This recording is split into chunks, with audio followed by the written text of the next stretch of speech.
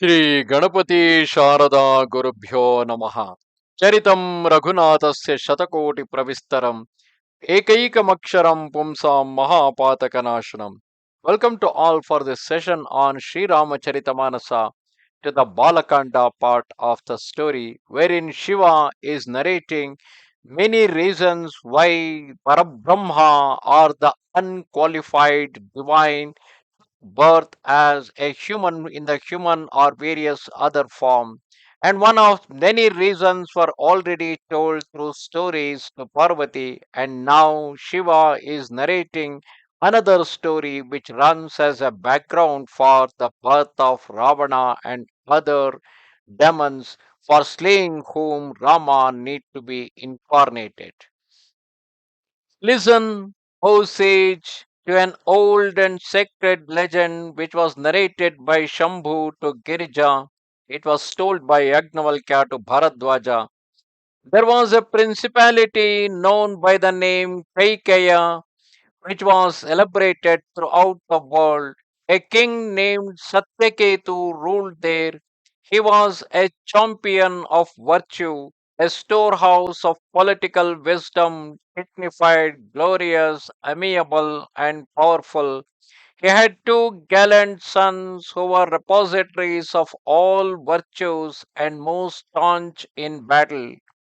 The elder of the two and the heir to the throne was named Prathapabhanu.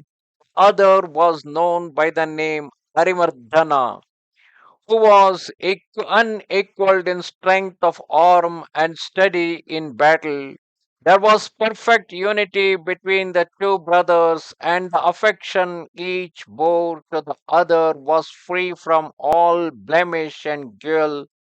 To the elder son, the king resigned the throne and withdrew himself into the forest for the sake of devotion to Srihari.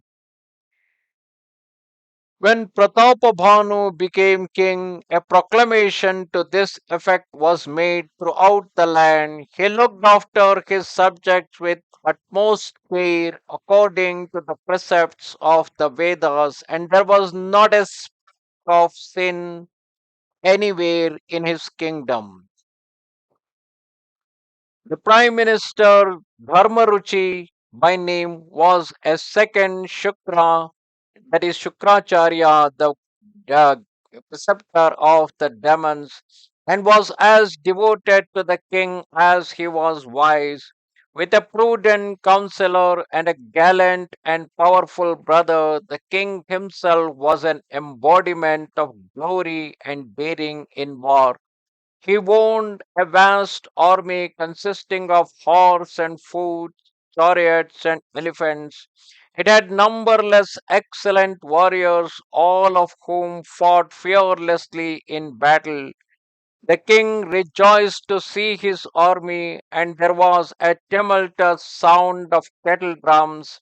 He collected a special force for the conquest of the world, and availing himself of an auspicious day, marched forth with beat of drums.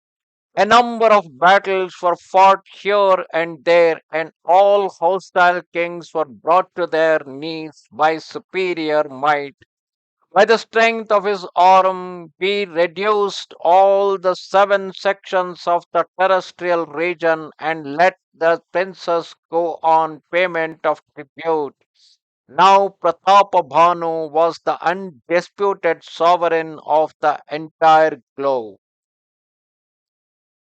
Having thus subjugated the whole universe by the might of his arm, the king re entered his capital. He indulges in the pleasures of wealth, religious practices, and sense gratification, etc., at the appropriate time.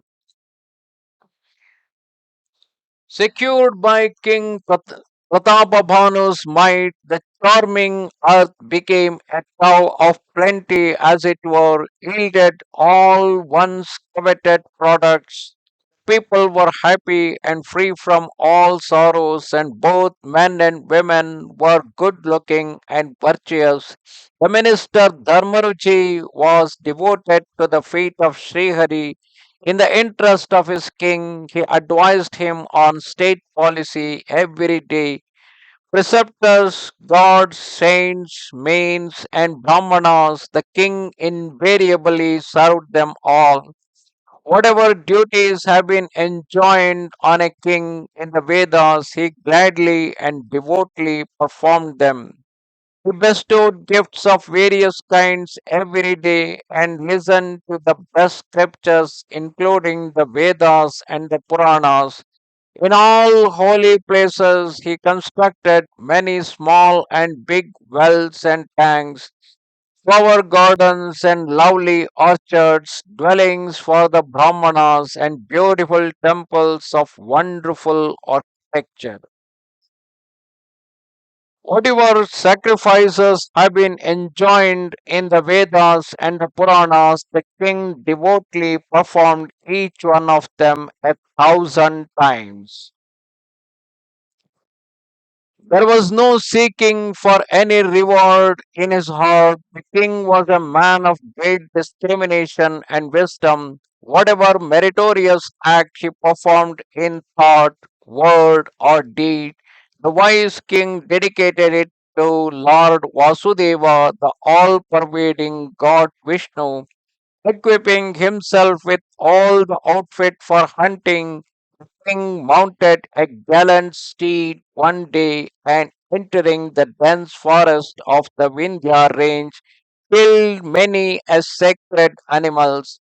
While ranging in the wood, he espied a wild boar. It looked as if, with the moon in his mouth, the demon Rahu had hid in the forest. Orb was too large to be contained in the mouth, yet in his rage he would not disgorge it. Thus have I chosen to portray the beauty of the frightful tusks of the boar, while its body too was an enormous size and bulk. Growling at the trump of the horse and picking up its ears, it gazed with a startled look.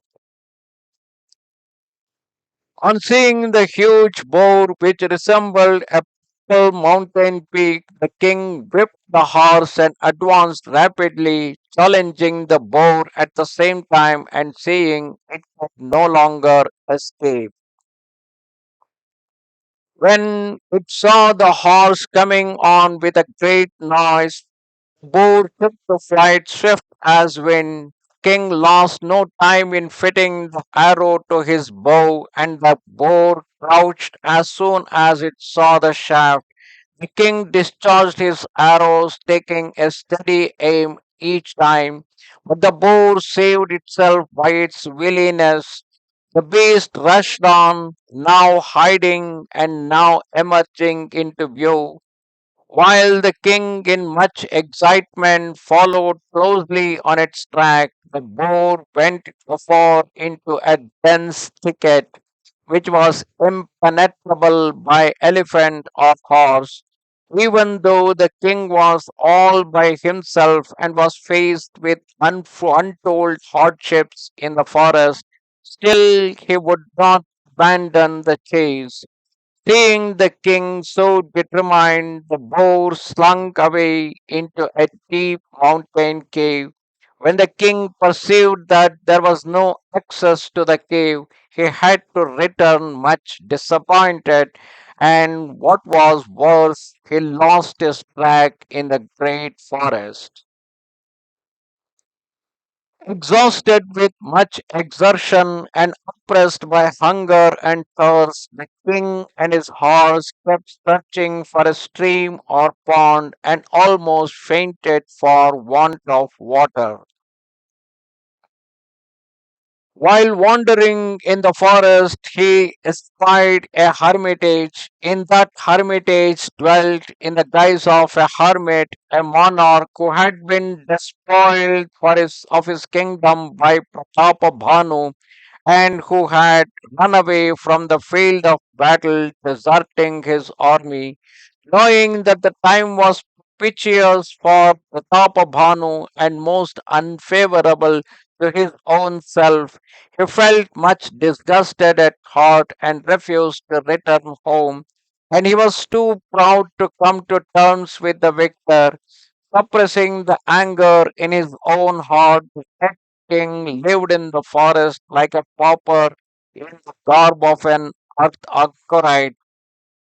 It was to him that King Prathapabhanu went, and he, for his part, immediately recognized. That means that person who is in the garb of an anchorite, the ex king, immediately recognized that the newcomer was no other than Prathapabhanu.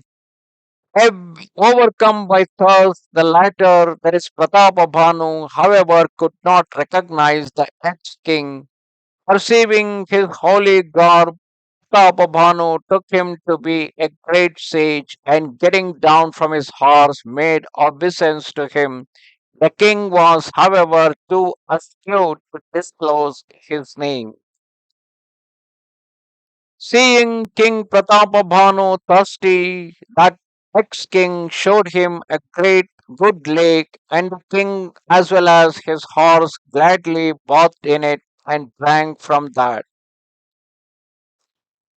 The whole fatigue has gone, and the king heaved a sigh of relief.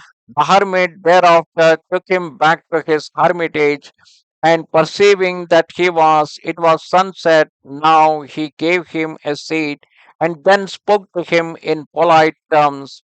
Who are you, and where from do you risk your life by roaming in the forest all alone?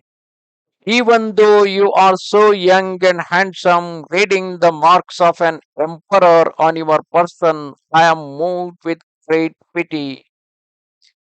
Then Pratapabhanu replied, Listen, O great sage, there is a king named Pratapabhanu. I am his minister.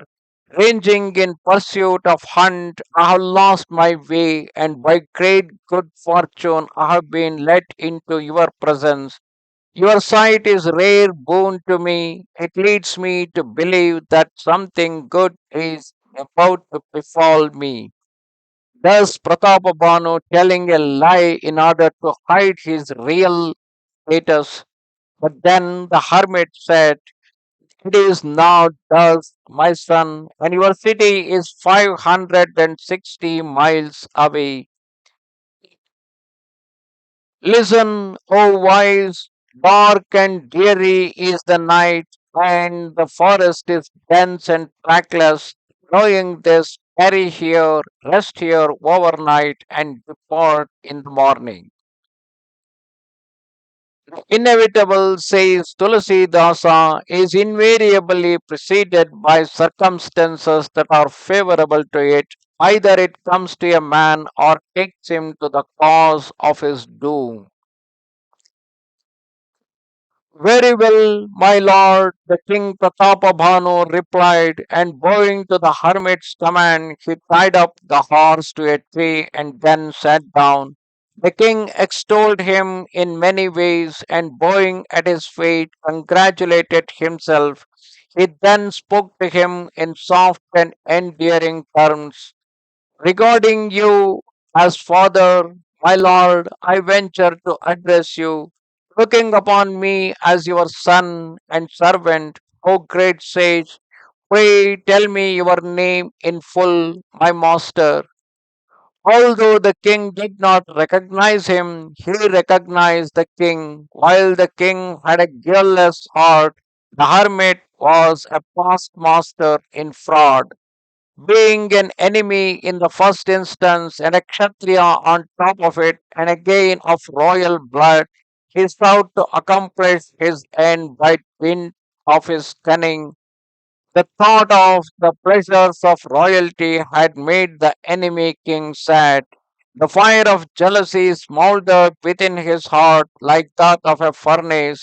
On hearing the artless words of Pratapabhanu and recalling the grudge he had nursed against him, the hermit felt delighted at heart. He uttered the following soft yet false and artful words: My name is now Bhikari or a medicant. penniless and homeless as I am. The king then replied, those who are repositories of wisdom and free from pride like you always keep their reality concealed, even though proficient in every way, they prefer to remain in tattered clothes. That is why saints as well as the Vedas proclaim that those who are supremely indigent are held most dear by Srihari. Penniless and homeless beggars like you fill the minds of even Viranchi and Shiva with doubt. Whoever you may be, I bow at your feet. Now be gracious to me, my lord. When the hermit saw the king's artless affection and extraordinary faith in him, he won him over in every way and spoke with a still greater affection. Listen, O king, I tell you sincerely that I have dwelt here for long. No one has come to me so far, nor do I make myself known to anyone, for popular esteem is like a wildfire which consumes the forest of penance. That means it neutralizes it. Not only fools, they says Tulsidasa, but even clever men are taken in by fair appearances. Look at the beautiful peacock, though its notes are sweet like nectar, it devours snake. That is why I live in this world away from the public gaze. I have little to do with anything other than Srihari, replied the fake sage to the king Prathapabhanu. The Lord knows everything without being told. Tell me then what is to be gained by humoring the world. You are sincere and intelligent and are therefore supremely dear to me. And I too have earned your affection and confidence. Now, my son, if I, if I were to keep anything from you, I shall incur the most severe blame. The most, the more the hermit talked of his indifference to the world, the more trustful grew the king.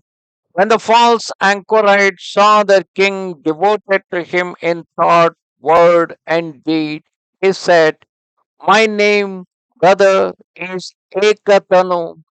Hearing this, king bowed his head and asked further, kindly explain to me the meaning of this appellation and recognizing me as your faithful servant. Basically, Ekatanu in Sanskrit means the one having only one single body. So that sage replied, my birth took place at the first dawn of creation. Since then, I have never taken another body. That is why, by having single body since the time of creation, hence I am called Ektanu. Marvel not, my son, on hearing this, for nothing is too difficult to obtain through penance. By dint of penance, Brahma creates the universe. By dint of penance, Vishnu assumed the role of his protector. By dint of penance, again Shambhu destroys the world. There is nothing in this world which cannot be attained through penance. Hearing this, king felt much enamored, and the hermit commenced relating old legends. Having discussed topics of karma, action, and dharma, the duty, and told many legends bearing on them, he discoursed on dispassion and knowledge, and he further related at length countless marvelous stories connected with creation, maintenance, and dissolution of the universe. Hearing all this, the king completely yielded to the influence of the hermit and then proceeded to tell him his real name. Said the hermit, O king, I know you. Even though you tried to deceive me, I appreciated this move on your part. O king, political maxim is that kings should not disclose their name in all cases, and when I thought of your political sagacity, I conceived great love for you. Your name is Prathapabhanu. King Satyakethu was your father. O king, by the grace of my preceptor, I know everything. But foreseeing my own harm, I refuse to tell everything I know. When I saw your natural straightforwardness, affection, faith, and political wisdom, I conceived a spontaneous affection for you, and that is why I told you my own story on your asking. I am now pleased. Doubt not and ask what you will, O king. Hearing these agreeable words, the king rejoiced and clasping the hermit's feet, supplicated to him in many ways. O gracious sage, by your very sight I have within my grasp all the four ends of the human existence: dharma, religious merit; artha, the wealth; kama, the enjoyment; and moksha, the final beatitude. Yet, as I see my Lord so gracious, I would ask a boon which is impossible to attain otherwise, and thereby overcome sorrow. Let my body be free from old age, death, and suffering. Let no one vanquish me in battle, and let me enjoy this undisputed sovereignty over the globe for 100 kalpas, these repetitions of creation, and let me have no enemies. Said the anchorite, so be it, O king. But there is one difficulty, hear it too. Even death shall bow his head at your feet. Much more those who are subject to death. The only exception shall be the Brahmanas, who ruler of the earth. Brahmanas are ever powerful by virtue of their penance. No one can deliver from their wrath. If you can propitiate the Brahmanas to your will, O king, even Brahma, Vishnu, and the great Lord Shiva shall be at your command. Might is of no avail against the Brahmanas. With both arms raised to heaven, I tell you this truth. Listen, O sovereign, if you escape the Brahmanas' curse, you shall never perish. Hearing his words, the king rejoiced and said, my lord, I shall no longer die by your grace, O benevolent master. I shall be blessed at all times. Amen, said the false anchorite, and added with crafty intent, if you tell anyone about my meeting with you and your straying away, the fault shall not be mine. I warn you, O king, because great harm shall befall you if you relate this incident to anyone. If this talk happens to reach a third pair of ears, I tell you the truth, you are doomed. O Prathapabhanu, if you divulge this secret, or if a Brahmana curses you, you are undone. In no other way shall you die. Even if Srihari and Hara get angry with you, is true, my lord, said the king, clasping the hermit's feet. Tell me, who can deliver from the wrath of a Brahmana or a spiritual preceptor? A guru can save one even if one has evoked the wrath of Brahma. But in the event of a quarrel with one's preceptor, there is no one in the world, including Brahma, who can save. If you do not follow your advice, let me perish. I care not. My mind is disturbed by only one fear, the curse of Brahmana. My lord, it is something that is most terrible. How shall I be able to win over the Brahmanas? Kindly tell me that too. I see no well wishers other than you, my gracious lord.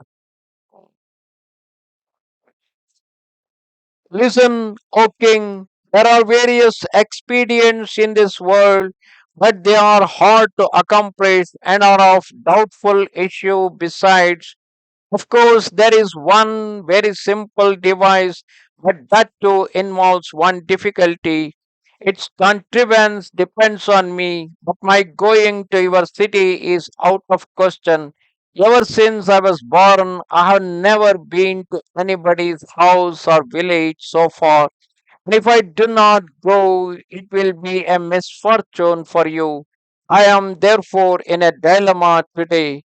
Hearing this, the king replied in a polite language, My lord, there is a maxim laid down in the Vedas, great show kindness to the small.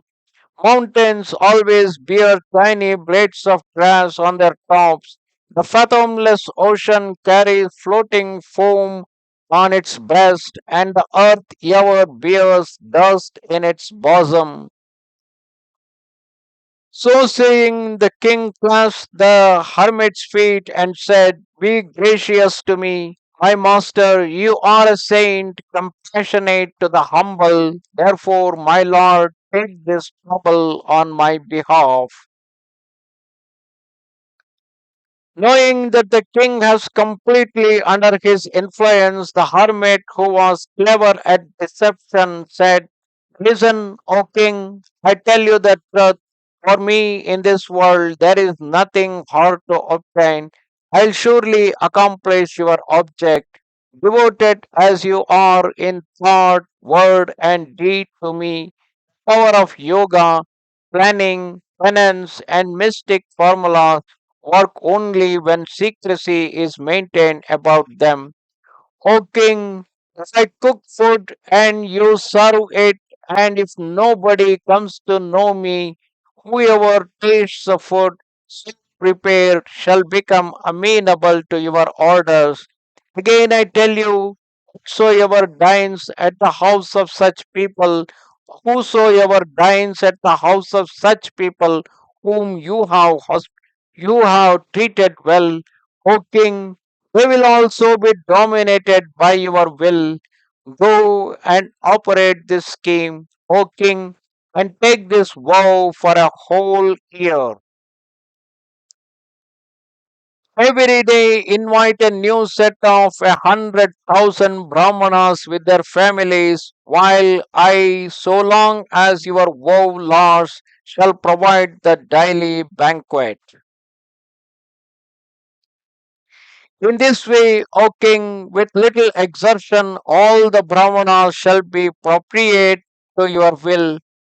The Brahmanas, in their turn, will offer oblations into the sacred fire, perform big sacrifices, and practice adoration, and through that channel the gods too shall be easily won over. I give you one more sign. I will never come in this form. By my delusive power, O king, I will carry off your family priest and making him just like myself by dint of my penance, will keep him here for the year while I, O king, will take his form and manage everything for you. The night is far gone, so you had better retire now. On the third day, we will meet again. By my penitential power, if I will convey you home, both you and your horse, even while you are asleep. I will come in the forum I have told you, and you will recognize me when I call you aside and remind you of all this. The king went to sleep in obedience to the hermit, while the counterfeit sage returned to his own seat and sat down there. Deep sleep came upon the weary monarch, but how could other fellow who is doing deception would sleep? Distracted as he was with anxiety, the demon Kalakethu made his appearance there. It was he who had assumed the form of a boar and led the king astray in the dense forest. great friend of the hermit king, he was skilled in manifold ways of deceit. He had 100 sons and 10 brothers who were great villains, invincible and annoying to the gods. Seeing the Brahmanas, saints and gods in distress, the king Prathapabhanu had already killed all of them in the battle. Recalling the old grudge, the wretch conspired with the hermit king and contrived the plot for the extermination of the enemy. But as fate would have it, the king knew nothing of it. A spirited enemy, even though left alone, should not be lightly regarded. The demon Rahu, who has nothing left of him but his head, is able to torment both sun and moon even to this day. The hermit king was delighted to see his ally and rose to meet him. The meeting gave him so much satisfaction and he related the whole story to his friend. The demon too was glad and said, "Listen, O king, since you have followed my advice, take the enemy as subdued, cease to worry now, and lay yourself to rest. God has affected a cure without the use of a medicine.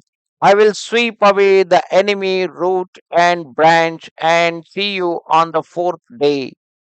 Fully reassuring the hermit king, the arch impostor, who was highly irascible, deported. In an instant, he conveyed Pratapabhanu to his palace, horse and all. Putting the king to bed beside his queen, he tied up the horse in the stall in the proper way. Again, he carried off the king's family priest and, depriving him of his senses by his supernatural power, kept him in a mountain cave. Himself assuming the form of the family priest, the demon went and lay down on the former's sumptuous bed. The king woke even before daybreak and felt much astonished to find himself at home.